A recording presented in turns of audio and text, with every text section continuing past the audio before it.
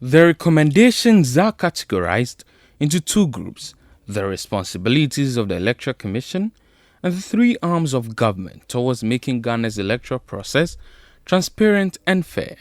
On the part of the Commission, the NDC is seeking to change, maintain, or enhance certain electoral practices. They want the Commission to abolish the regional collation system that was introduced in the 2020 polls.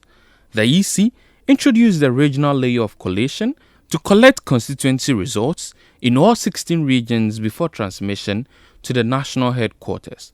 But the opposition party believes this layer has only introduced an element of opaqueness into the collation process and ended up as a veritable engine of electoral fraud. Timing for the end of polls has been a matter of debate in the aftermath of the 2020 polls. Civil society groups, after a post-election retreat, proposed for a review of the end time to 3 p.m., while the EC and IPAC agreed to change the closing time to 4 p.m. The NDC, however, believes the voting time should be maintained from 7 a.m. to 5 p.m. The party is therefore asking for the time to be maintained, and the EC must ensure that appropriate arrangements for lightning are put in place to allow for night-time counting of votes and collation of results. The nature of our part of the world is that there are people who, when you go to the remote areas, always have to go to the farm before they can get a meal for the day. If they don't go to the farm for that day, they don't get a meal for the day. Some want to go to the farm before they come and vote. So if you say that you are closing polls at 2 p.m. or you are closing polls at 3 p.m., then you are disenfranchising such people who would have to go and do certain things before they come and vote. The NDC, in their 2020 election petition, raised concerns on how attempts to get the EC to address some grievances with collated presidential results transmitted to the national headquarters proved futile. One of the party's agents under oath alleged that the electoral commissioner deceived them to leave their post when they notified her of errors in some of the results, only for the results to be declared in their absence. They are therefore proposing the constitution of an election adjudication committee. The committee, which is supposed to be comprised of EC officials, representatives of political parties and independent candidates, and CSOs, is expected to exist both at the constituency and national level.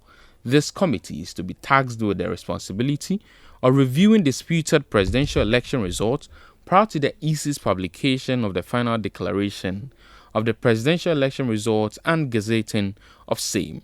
The NDC believes no court action challenging the election results should commence prior to the completion of the work of the election adjudication committees at the various levels. As you may be aware, this entire reform proposals that we have made, some of them are already existent. For example, this particular one is already existent, but the Electoral Commission does not enforce that. Usually they use their returning officers to do that, and that creates major problems for us.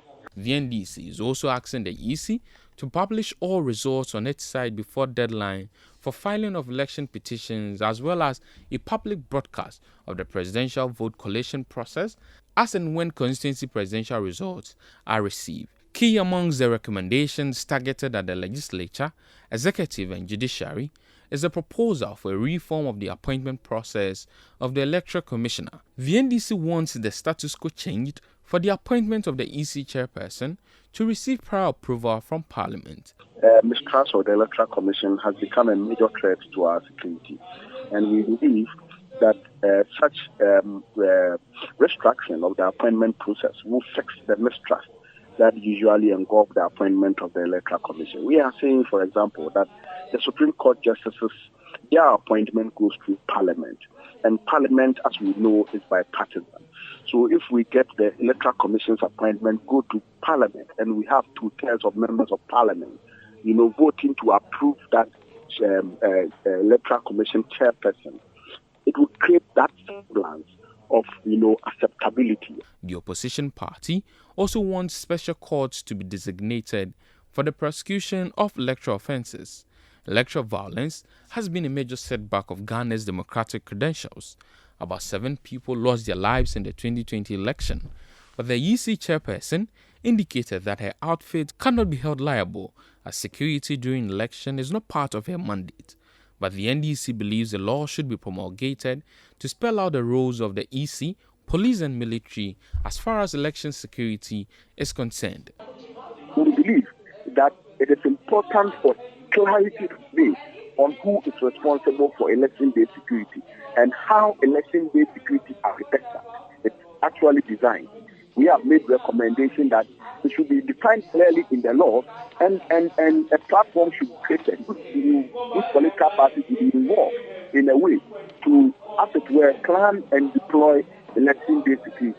The NDC is further demanding for the Electoral Commission to be divided into two bodies, one which will be named as the Office for the Regulation of Political Parties, which will be in charge of regulating the affairs of political parties, and the Electoral Commission will be responsible for conducting elections. We believe that the mushrooming of political parties and the fact that the Electoral Commission are able to abuse this deficiency of our political parties management system would be dealt with to a larger extent if we are able to decouple the regulation of political parties from the electoral management system, such that we would have an office of regulation of political parties, so that the political parties law could be fully implemented and handled by the regulatory body, whilst we have electoral commission focusing on its core mandate of election management.